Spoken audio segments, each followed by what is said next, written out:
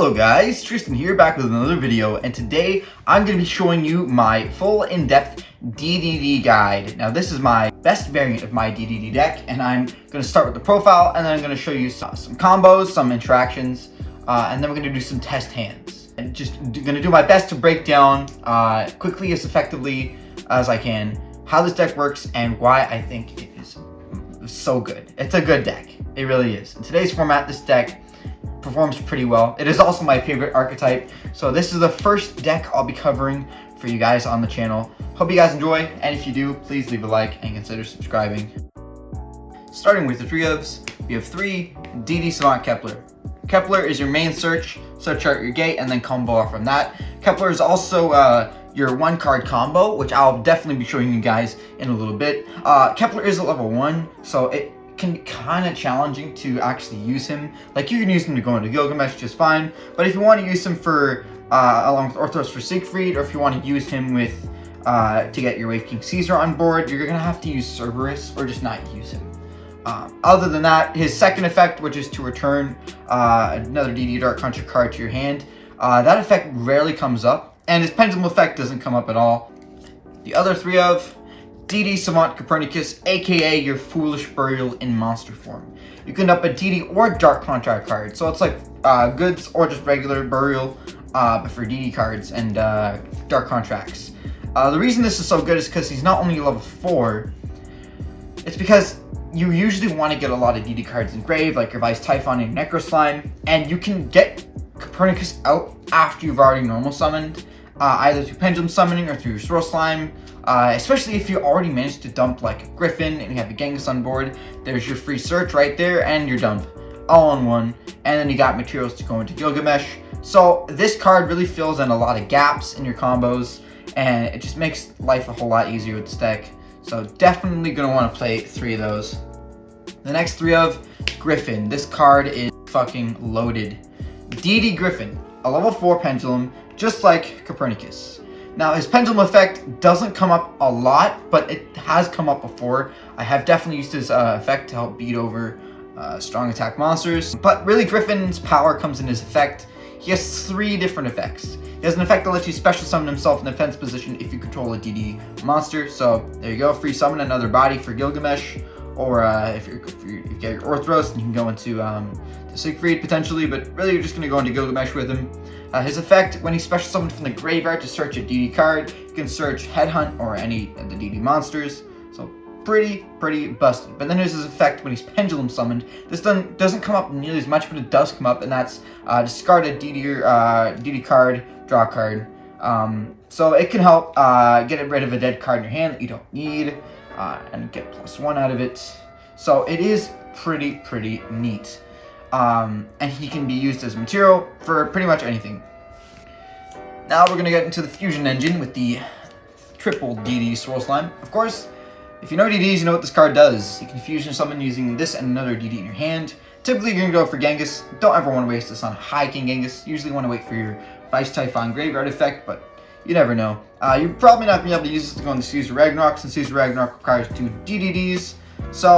But this is still an incredibly good card, and it has a graveyard effect. You can banish it from the graveyard to special summon a DD from your hand, and this is also a great way to fill a lot of combos to get your best possible board turn 1 with multiple negates. So very important card. Definitely want to play 3.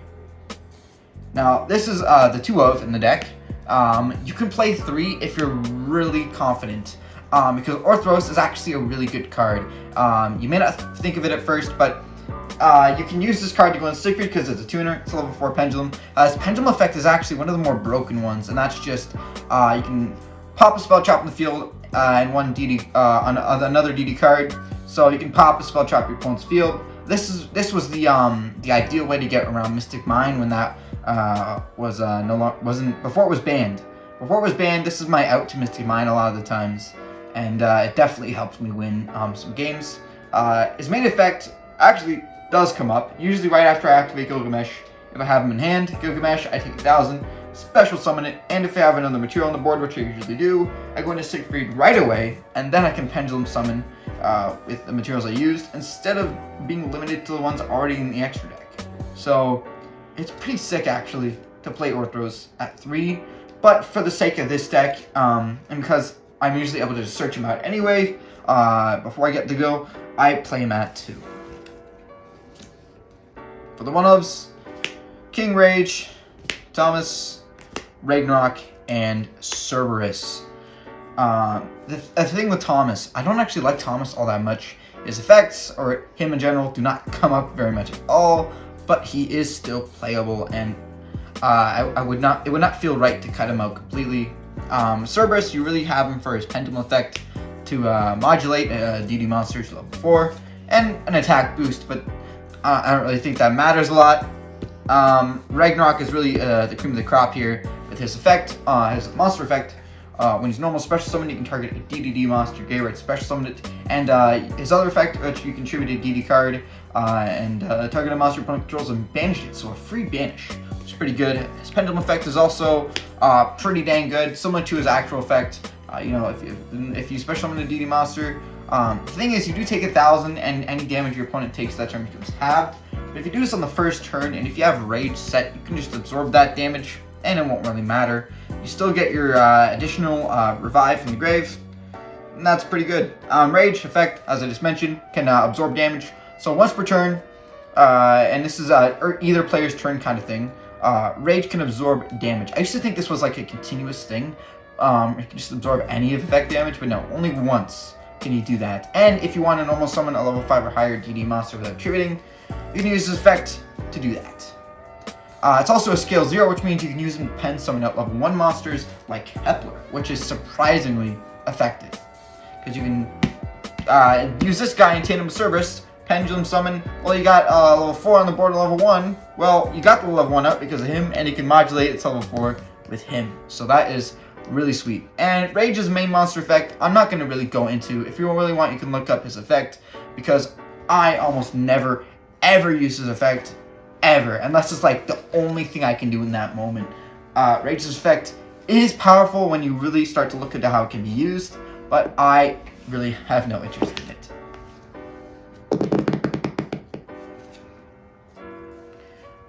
The other one-ofs, Necroslime, Vice Typhon, and Lamia. Some people have been telling me you should move your Necroslime up to 2, and I disagree. Unless my Necroslime gets like Meg Mudded or something like that, it's definitely good to keep it at 1. Same with the Vice Typhon. Lamia doesn't come up a lot, but it can be used as a free summon. If you really need a body for something, it's there, ready for you. Pretty useful.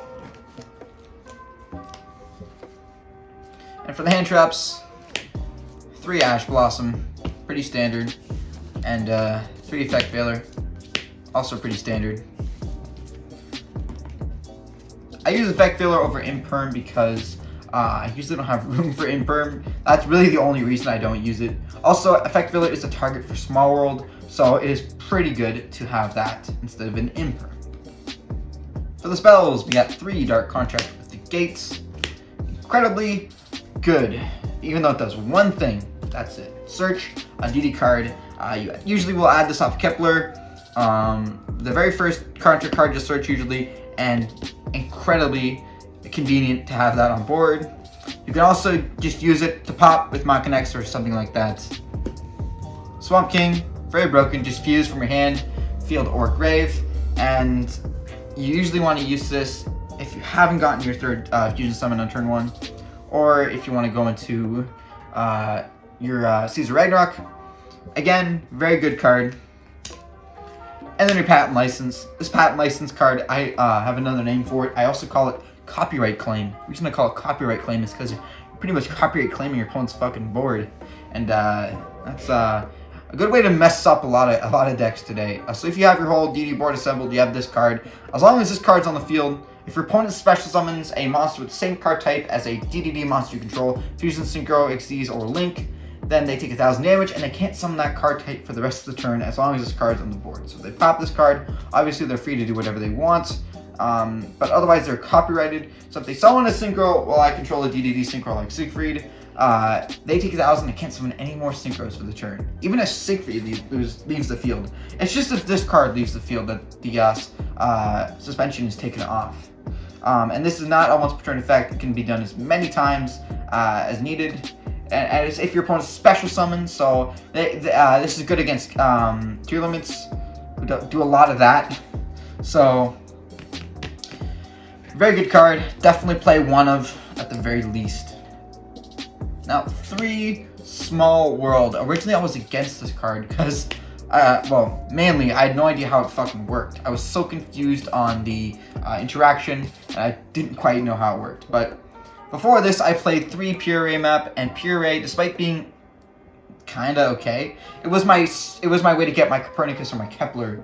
But you have to pay half your life points to activate the damn thing, and it has to be at the very start of your main phase. So if you have like a Dark Ruler no more, and your opponent has a whole negate board, you can't activate your Dark Ruler first. You gotta start with the Puree, and all just to search a 0 attack monster. I think Small World does it so much better, because Small World does not do anything nearly as devastating. I didn't think that paying half your life points was nearly as bad, but I've lost games because of it, because I just didn't have enough life points to sustain my board, or my opponent managed to attack over and deal enough damage, and it was just not fun. So Small World is definitely the better option if you have the budget for it. Of course, some good staples, Called About the Grave, and I also play 2 Dark Ruler no more. Originally I played 3, but I cut it down to 2 because I drew it way too much. Again, this is a side deck card that I play in the main deck. It's just such a good card. I can't really see it being sided with anything else. I just think this is such a broken card. Maybe like an Imperm or something like that, but again, this is just, that's great for this deck. Also, if you didn't know, this deck actually has a way to out Dark Ruler no more with Siegfried and another card that I'll be showing you very soon. The last 2 cards are traps. Dark Contract with Eternal Darkness and DDD Headhunt. DDD Headhunt is a snatch deal. You can take an opponent's monster and negate its effects, and if it was special summoned from the extra deck, it counts as a DDD monster. So you can use it for material for DDD summons, or you can use it to go into Machinex if you really want. That's pretty neat. Can't attack, and it's still the next end phase, so really busted. But Eternal Darkness is the most busted trap in the DD Pantheon. So basically, Dark Contract with the Eternal Darkness effect reads that while you have 2 DD cards in Pendulum Zones, not a very hard thing to do with Gilgamesh, and with the amount of pendulums you have in the deck, your opponent cannot target monsters you control spell or trap effects. So yeah, that's already kind of busted. But they also can't tribute summon monsters, so that's pretty good against it's pretty good against Monarchs. And they can't use monsters they control or on the field at all for a Fusion, Synchro, or Xyz summon. Yeah, that's really busted. That means they can't Super Poly you, and they can't target you with spell. It's just all around broken. Like, the more you think about how this card affects most decks, the more broken it seems. And the only cost is 1,000 life points during each standby phase, which is every other Dark Contract card. So any DD player that's not playing this trap, really missing out. A lot of people just seem to not know this card exists. I've seen full-on DD like guides that don't mention this card at all, and then I leave a comment in the video, and they'll be like, "Oh, what is that?" It's like, "Oh, look it up. It's a really broken trap." And they do, and they realize, "Wow, why am I not playing that?" I don't know. This is just such a broken card. You're definitely going to want to play at least 1. I wouldn't say 2. 2 might be a little overboard. If there was a Dark Contract card besides Gate that you should play too, it's Swamp King. Play 2nd Swamp King, but really this is the main deck, 40 cards, and yeah. Now we're going to move on to the extra deck. We're going to play 1 Flame Hiking Genghis and 2 Flame Genghis. So your Daddy Genghis and your Baby Genghis, very simple. You know, you just want to play 1 of him, maybe 2, but I wouldn't recommend it. You want to have 2 of these guys to be able to go into your Wave Hiking Caesar. Obviously, their effects, pretty good. But it's this guy that I really want to talk about. So, Caesar Ragnarok. This card is an out for a handful of decks. To name one example, Blackwings. Now, I've faced Blackwings a couple times at locals, and Blackwings give DDs a hard time because of the high attack. And aside from Kali Yuga, there's not much I can use to attack over some of the really big beat sticks, like 4K attack. So the solution is this card. Since Black Wings will almost always have more than one monster on the field, this guy's effect is perfect for just that. And that's basically when an attack is declared involving this card.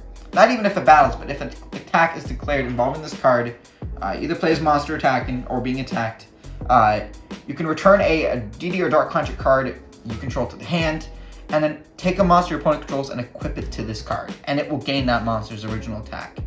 So, and it doesn't target, which is even more busted. So I could attack into his 4K beat stick, and then I could take his 3K, equip it by simply returning a Dark Contract or something like that to my hand. And my guy now has 6200 attack, attacking into a 4K beat stick. And it stays there. And I can do this multiple times, as long as I have spell trap zones to equip opponent's monsters to. Assuming I haven't won the game by that point. Definitely play this card. This is a bit more optional. He doesn't come up crazy amounts, but he does come up, and that's Baron de Fleur. You can get this out by normal summoning Orthros, and using that with your flanking ace to synchro summon it out. Keep in mind, you do not want to special summon your Orthros. If you have the materials to go into Baron de Fleur, do not special summon Orthros, because when Orthros is special summoned, you're locked in the Fiend types. Unfortunately, Baron is a warrior, not a Fiend. Baron is good in any deck that it's used in, so definitely consider it. And of course, your Cursed King Siegfried, very standard. Play 1, maybe 2. For this Xyz monsters, we got Yugioh, very broken, very good. And your 2 Machinex, again, Machinex, another very, very good card. Wave High King Caesar, Marksman King Tell, and regular Wave King Caesar. This is like as tight as an extra deck you can get DDs, because you end off with the 3 Abyss King Gilgamesh.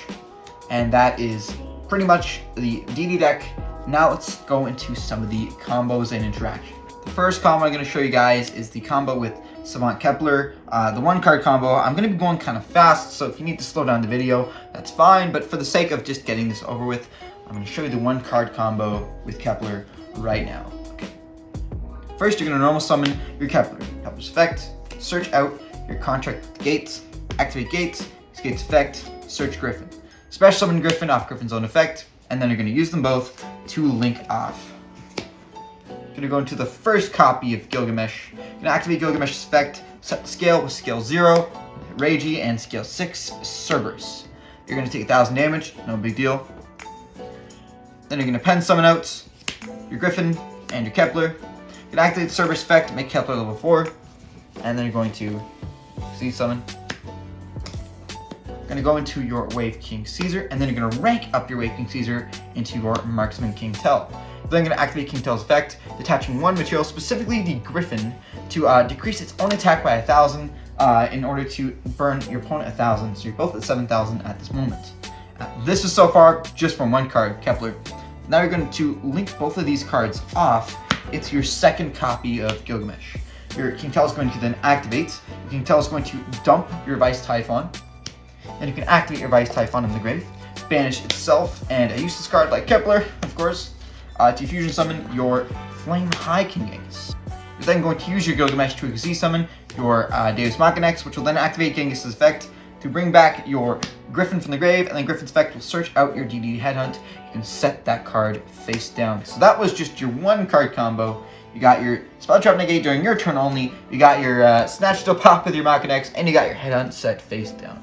So, okay, from just 1 card, we're going to move on to a 2-card combo next. Now I'm going to show you the 2-card combo with Kepler and Copernicus. Now I'm going to go fast as usual, so please slow down the video if you have trouble understanding. But here, I'm going to start by normal summoning your Copernicus, activate Copernicus effect, dump the Source Line from your deck, activate Source Line's effect in grave, banish it, special summon Kepler. Kepler's effect will then activate, search your gate, activate gate, gate's effect, search Griffin. Then you're going to special summon Griffin. You're going to overlay Griffin into Copernicus and Xyz summon your Wave King Caesar. Then you're going to use your Wave King Caesar and your Kepler to link summon your first copy of Gilgamesh. Gilgamesh effect will activate. You'll set the scales with scale 0, Divine Zero King Reiji, and scale 5, your Ragnarok. Take 1000 damage. Activate the effect of your King Caesar in graveyard to search your Swamp King and activate your Swamp King. Then you're going to use your Machinex, your Gilgamesh to Exi summon into Machinex. You're going to activate Ragnarok's effect, take 1000 damage, but it gets absorbed by Rage. And then you're going to bring back your Griffin. Griffin's effect is then going to activate to search Orthros.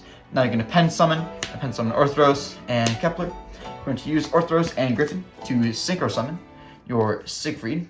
And then you're going to use your Kepler and your Machinex to go into another copy of Gilgamesh.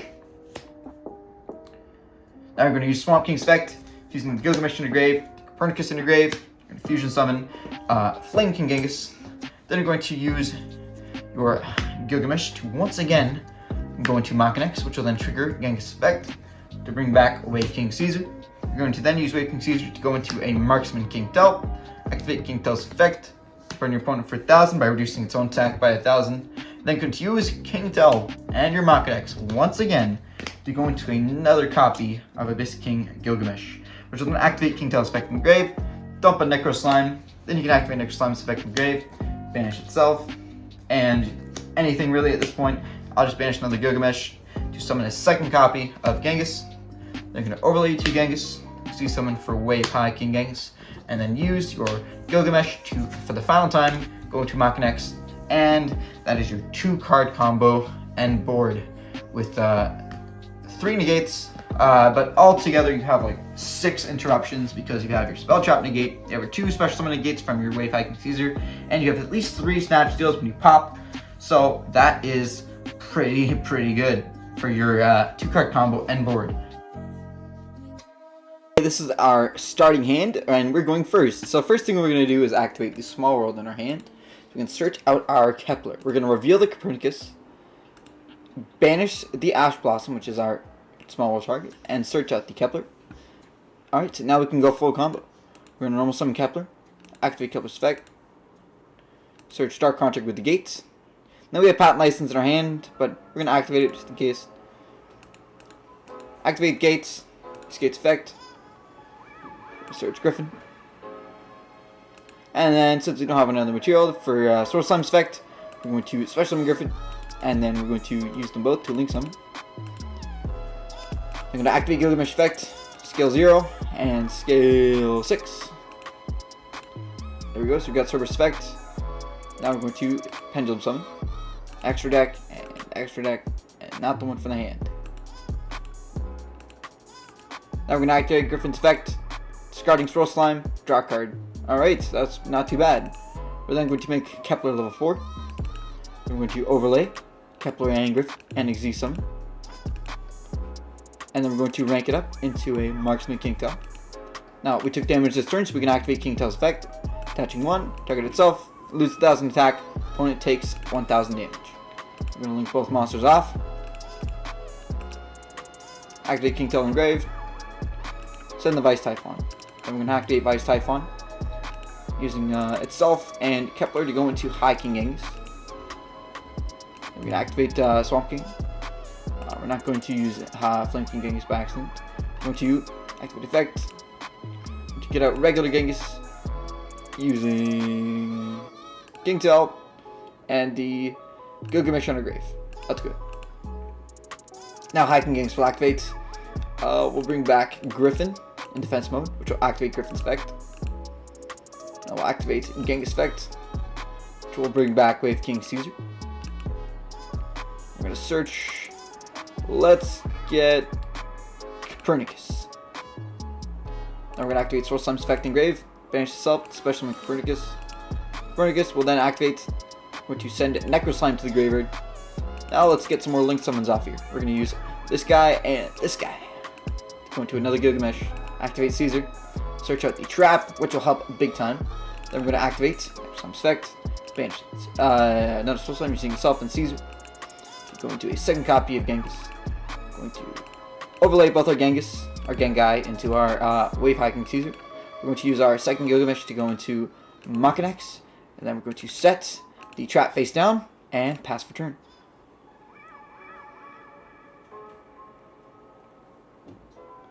Let's see how our opponent responds. Ooh, Dark Ruler no more. Unfortunately, we cannot respond to that. There's actually a way to out Dark Ruler no more. If I can find an example, I'll show you guys later. Wow, my guy had every card he needed. So he had Raigeki, which we couldn't do anything about anyway. We're going to add that to hand. And we're going to special summon... I know, let's get Siegfried. So we got Siegfried out off of Gilgamesh's effect, and we searched another gate off of High King Caesar. So we still got some defense. Yeah, we are going to negate that. So our opponent had everything they needed to blow up our board perfectly. Dark Ruler and a Raigeki. And as you can see, they bricked. They were not able to do anything else. So first thing we're going to do is activate Siegfried's effect. We're going to negate... Let's negate the trap. That's it, though. We only take 1,000 damage. Perfectly fine. We're going to reposition our Siegfried. We're going to use our gate to search.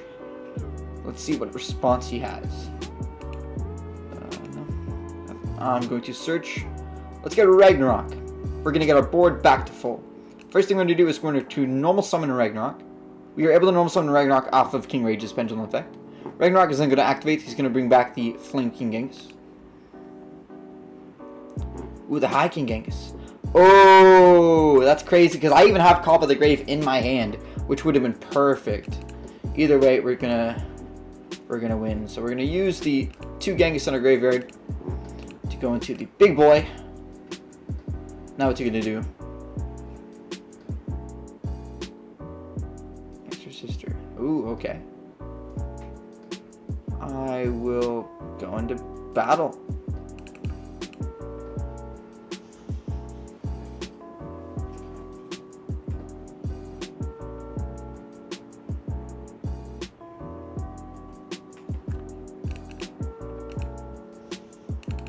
Right.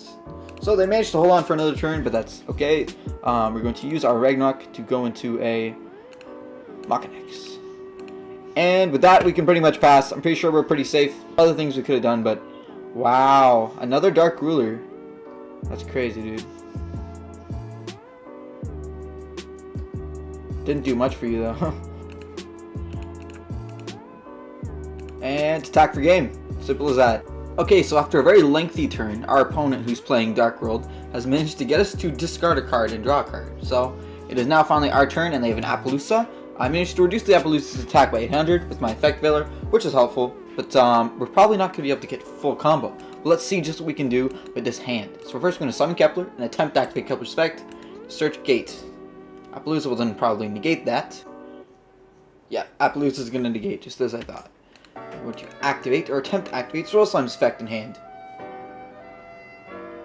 Oh, this is very interesting. So if Appaloosa had negated Swirl Slime, then I would have just activated Swamp King and used both of them in hand to go into regular King Genghis. But this is actually better for us because we can get through 2 cards that would normally be a problem for us. First, we're going to go into our battle phase. Into attack an Appaloosa. Getting rid of it makes life a lot easier for us. And then into our main phase 2. We're then going to Vice Typhon to get the High King Genghis on the board. Now we can finally go into some of our combos using Kepler and Genghis. First going to activate this, bring back Genghis, and activate. Going to do scale 0 and scale 5. Flanking Genghis is there. We have nothing in our graveyard, but we can still special summon Kepler.